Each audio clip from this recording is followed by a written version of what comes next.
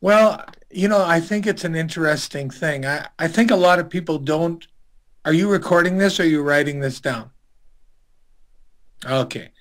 Um, the interesting thing about anybody's career is it develops throughout your whole life.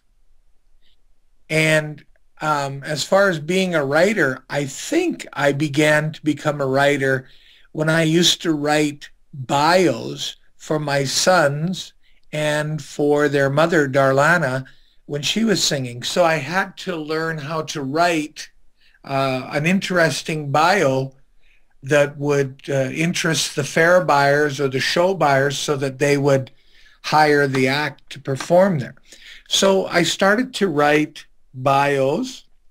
And then as time went on, um, I liked writing. I realized that I enjoyed it.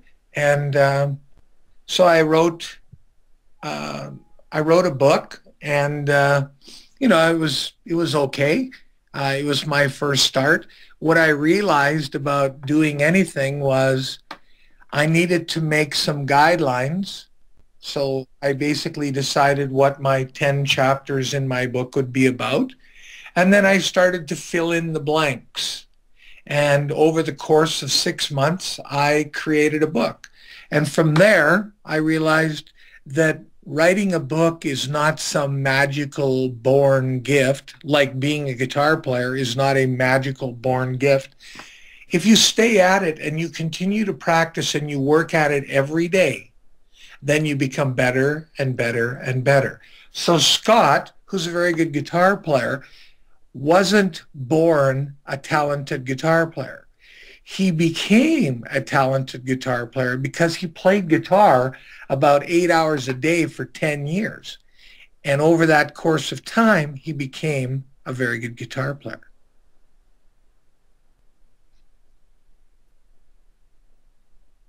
Yeah, I think I have things I want to say to the world.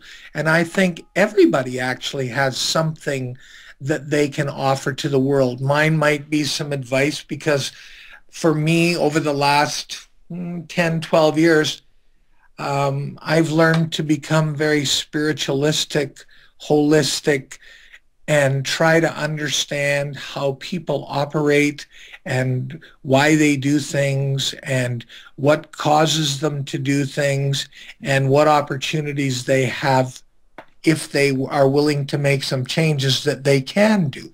So as a writer, I would be more of a motivational self-help writer where other people may be fiction writers or whatever. And so I would say I would continue to write because I believe I have something of value to say.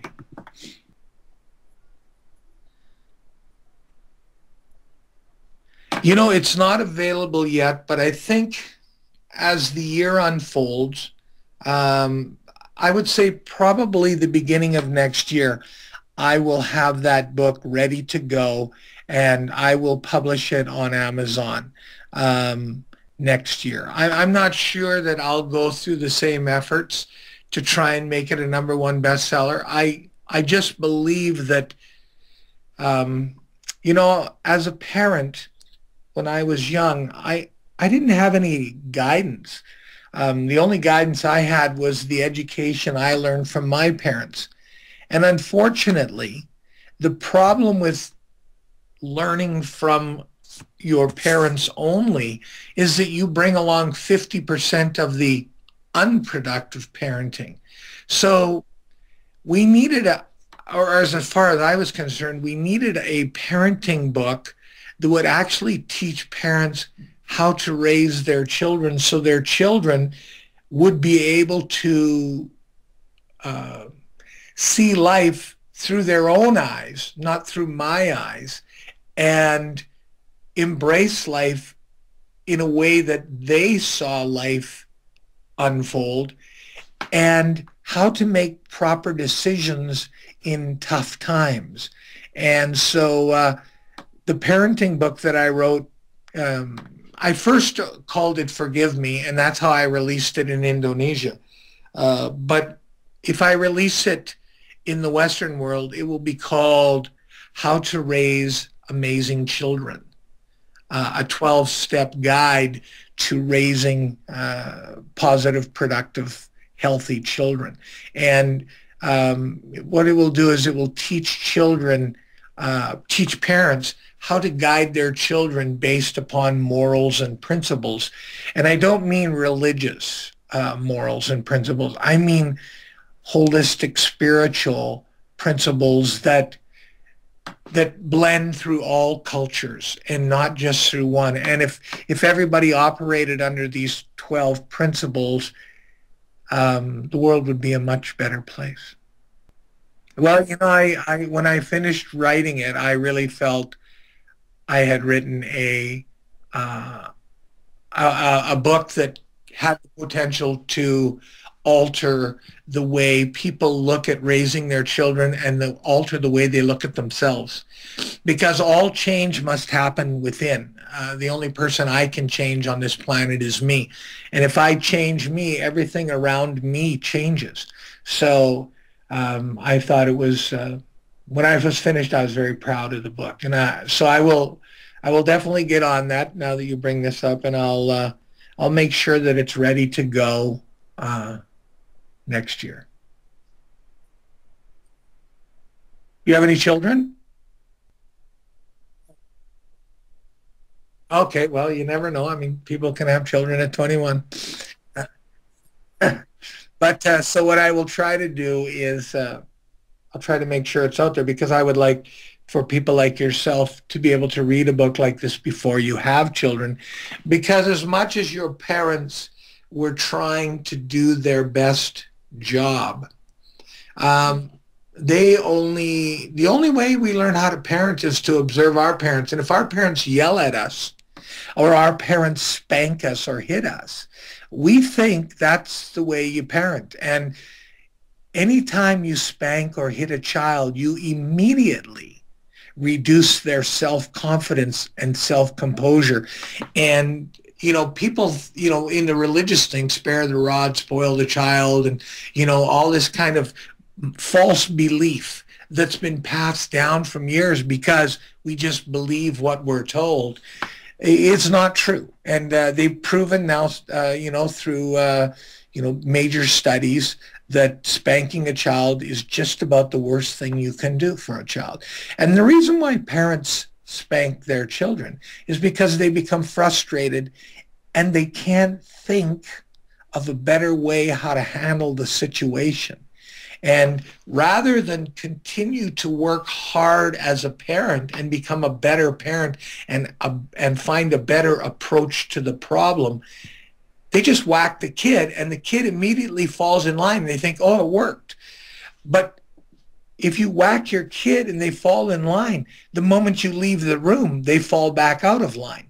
What we want to teach our children is how to operate functionally and healthy when we're not there. And that's the key to good parenting.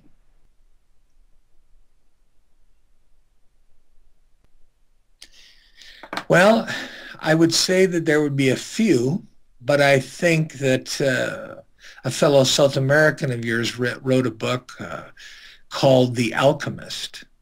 And I think The Alchemist is a book that every person on the planet should read, because it's an education that wherever you are right now is the only place you need to be. And we all think that the grass is greener on the other side of the fence, when really the truth is the grass is extremely green where we are. We just need to be able to see it. So I would say The Alchemist by Paulo. I'm not sure how to say Paulo's last name, but you can look it up. Anyway, Paulo's book, The Alchemist, would be one of my favorite books. Another book would be The Art of Happiness by the Dalai Lama. Another book would be The Way of the Peaceful Warrior by Dan Millman. So these types of books, why I like them is because they point back at us.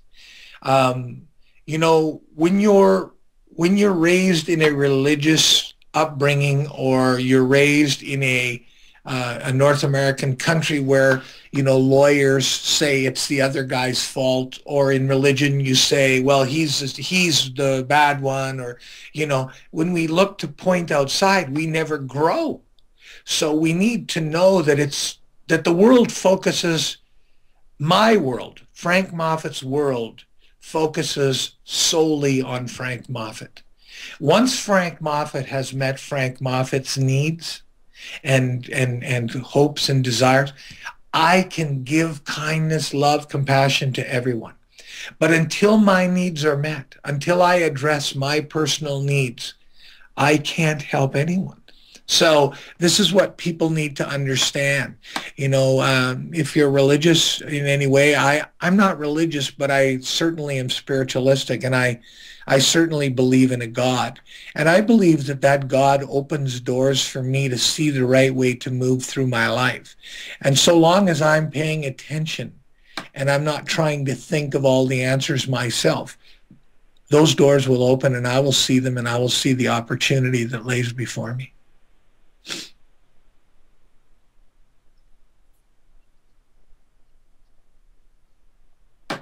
Well, the documentary is actually pretty cool.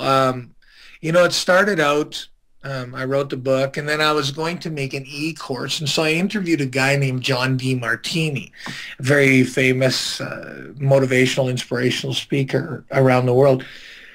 And the footage that I got from John was so spectacular that I thought, holy man, why wouldn't I make a documentary? This stuff's great.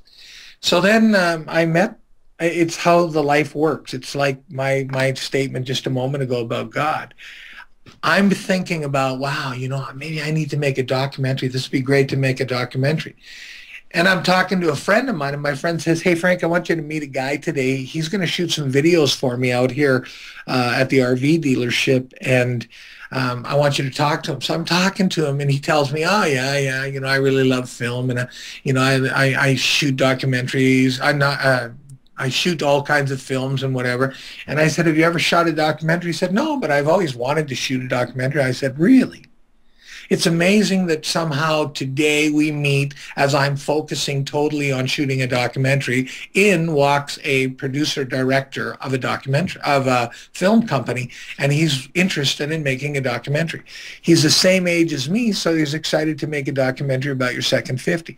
And then he told me, well, I have some really good friends that are very influential in this field, like Dr. Bruce Lipton, who wrote The Biology of Belief, and Dr. Terry Ronberg, who's the president of the World Chiropractic Association. And so he brought some really interesting people to the table. We started to interview them, and now we've interviewed all kinds of amazing people from around the world. And so we just need to shoot my parts and his parts and make a few more trips, and then we'll be ready to start editing, and hopefully that documentary will be out sometime. Probably, we were hoping to get it out in the spring, but I'm thinking probably more like the fall now.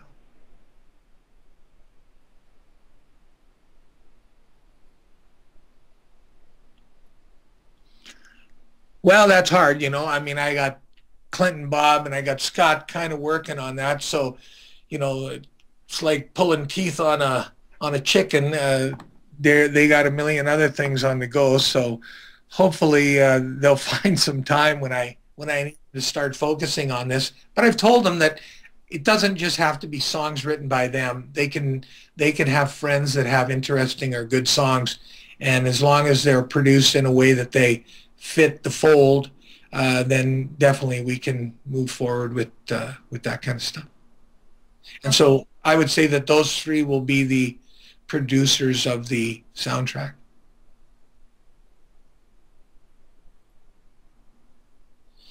My future plans, well, I have a couple of projects, your second 50's on the go. I'm developing a video game for children.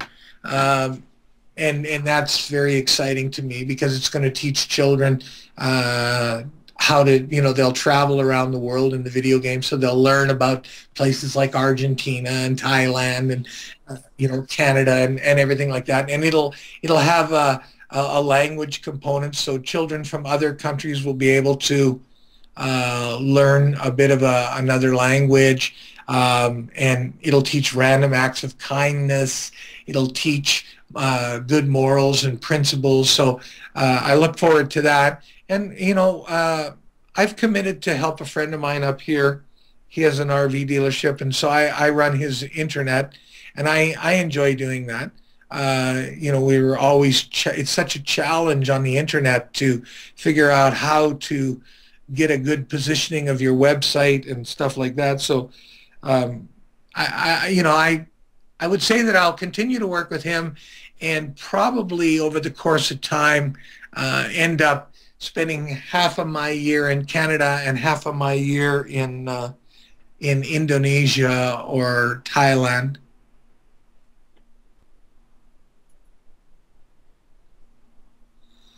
Well, I'm always writing songs. I wrote a song with Clinton Bob a little while ago for a buddy of mine named David Wolf. He's an organic food guy, and so we wrote a song.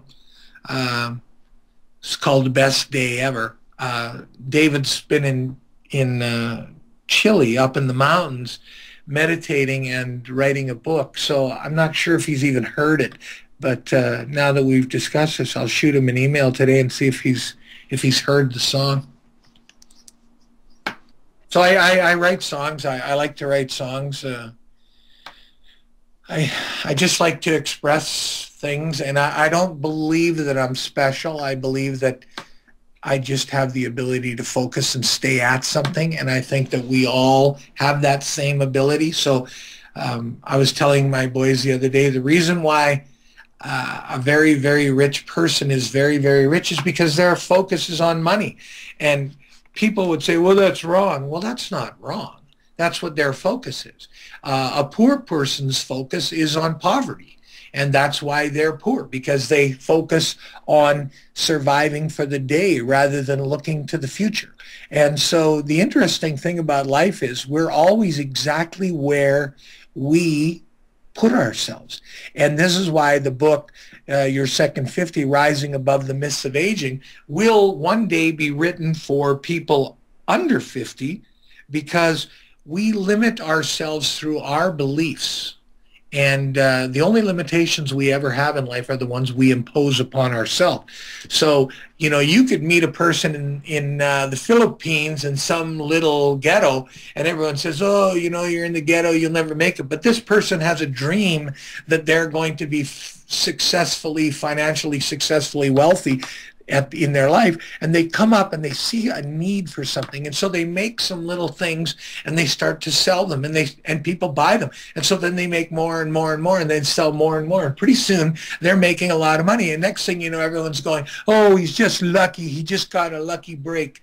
No, he focused on making money, and that's what he did, and then he made money. Now, I can't say my focus is on money, but I don't have any grudge against anyone who focuses on money, because we all have to focus on something. Mine might be to write books. So it's interesting how it goes.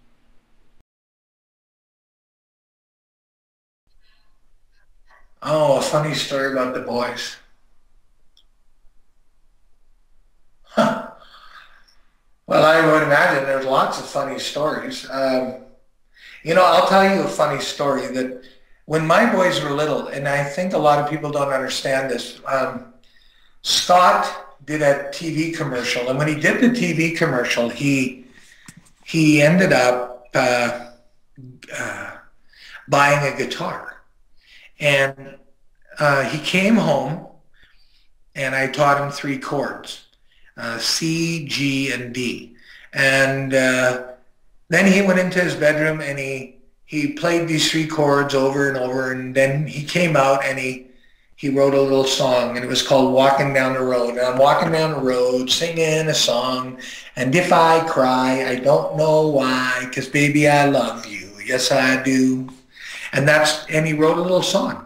And so then I thought, well, that's kind of interesting. Maybe we should get the other guys to play instruments. And so I was thinking that Bob and Clint, being identical twins, would be great on bass and drum, because a bass player and a drummer need to be in total sync.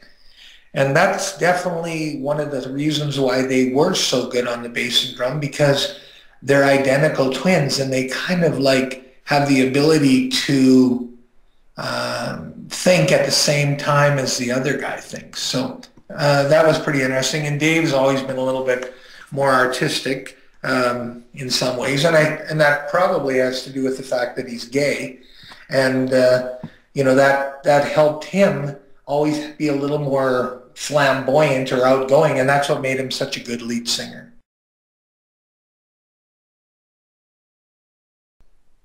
My sons? Well, let me see. I would say Scott is very intense and very driven. I'd say Bob and Clint are very focused and more relaxed. And I would say Dave is also, like Scott, very intense and very focused. So I would say they all have amazing focus when they have something they need to focus on. And I would say that as like you or anyone else, they're capable of doing anything if they put their mind to it.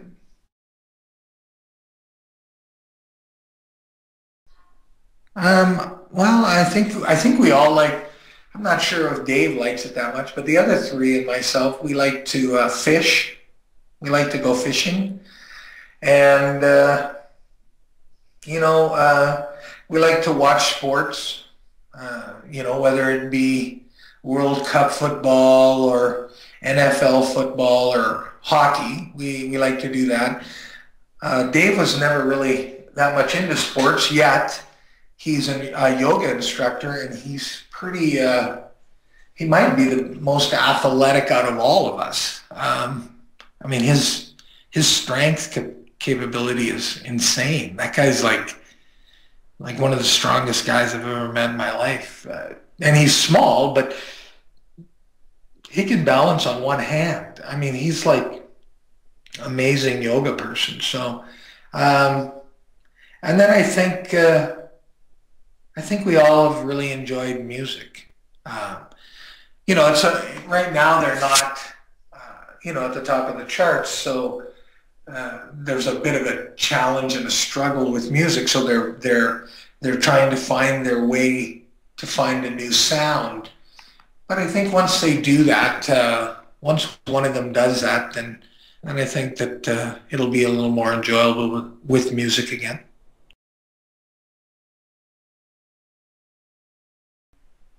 I don't think he's doing anything musically. I think, he was doing yoga, and then I'm not sure, he was teaching at a place. And I think Bob told me, Dave's pretty, he keeps to himself. So, he calls me about once a month maybe, or once every 2 months. He's not, he's got his own life that he's doing in Toronto and whatever. And so I'm not sure.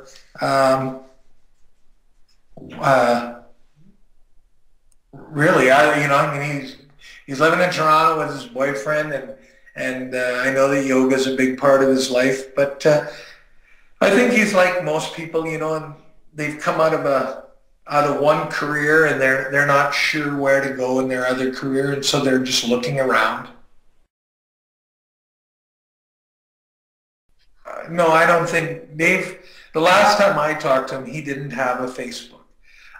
He has a Twitter. He has a Twitter account, and he may have a LinkedIn account, but I don't believe he has a Facebook account. Well, they're doing really good. They've got 7 songs that they've completed now. They just need to sing their vocals over the next week, and then they'll mix it the next following week, and then they'll have an EP ready to go. So I'd say about the 15th of March, they should have a product that's ready as an EP. They're going to record 5 more songs after that. So I'm not sure if they'll make 2 6-song EPs. But basically what I'd say is that they should be ready to start touring and have music going to radio by the summer. I think Scott's still looking for his sound. You know, he's very active right now, so something's going to happen. He's doing shows here and there, you know, as a solo artist, and I think he's looking to find one sound that he'll be able to attach himself to, that he enjoys, that he likes. So that's where he's at.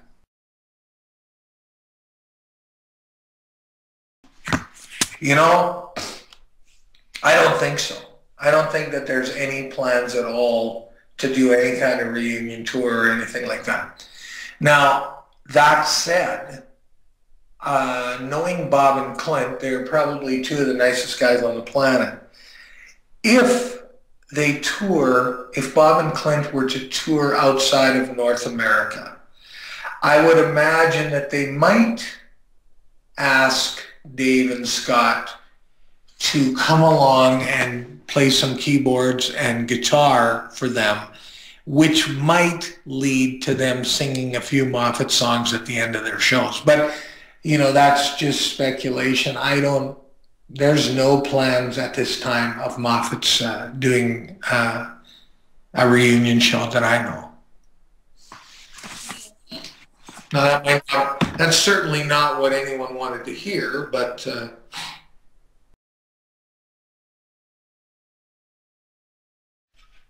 well, I think they're just like everybody else. I think they're just like everybody else. I think my sons are normal human beings like everyone else, and I think that if any of the fans want to succeed like they succeeded as the Moffatts, then they just have to put in the work and the effort at whatever it is that they love to do, and they can be of the same thing as them. But I think that they're normal. They have good days, they have bad days, they have good moments, they have sad moments. They work hard and they're lazy, and they're just like every other human being on the planet. Well, I think that, you know, there's a long time ago I taught my sons one important line, and that was, if you love your fans, they will love you back. And I think that the great thing about music, whenever, you know, we're going through these amazing transition periods in our life, which are the ages of 12 to 14, or the ages of 17 to 20, or the ages of 35, you know, to 40. When we go through these transition times in our life, music plays a great part in allowing us to dream and to relax and to have hopes and excitement and whatever. And I think the boys provided that for millions and millions of people around the world. And I think that they returned their appreciation to the guys. And I think that the guys are very dedicated and very appreciative of all of that. Now, the one thing that people need to understand is that they're also human beings, and they also have a life to live. So sometimes it's very difficult to reply to everybody that asks them a question. And some fans, you know, might get a little bit over the top. And when they do, usually the guys pull a plug on them, or say, okay, stop, you know.